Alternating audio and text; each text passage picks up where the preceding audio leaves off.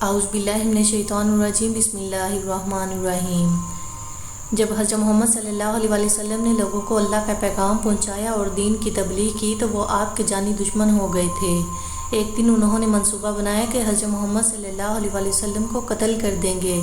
ان کافروں نے ایک بڑی تعداد میں تلواریں اکٹھی کر لیں۔ حضرت محمد صلی اللہ علیہ وسلم کے گھر پہنچ گئے۔ رات کا وقت تھا۔ انہوں نے کہا کہ صبح جب حضرت محمد صلی اللہ علیہ وسلم گھر سے باہر نکلیں گے تو ہم ان کو قتل کر دیں گے۔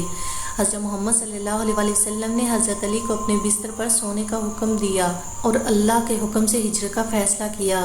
کافروں نے مکہ کو چاروں طرف سے گھیر لیا اور یہی سمجھتے رہے کہ حضرت محمد صلی اللہ علیہ وسلم ابھی تک اندر ہیں۔ حضرت محمد صلی اللہ علیہ وسلم نے کچھ امانتیں جو لوگوں نے ان کے پاس جمع کروائی ہوئی تھی حضرت علی کو دیں اور کہا کہ تم ان کو کل لوگوں کو واپس کر کے مدینے چلے آنا۔ حضرت علی حضرت محمد صلی اللہ علیہ وسلم کے بستر پر سو گئے۔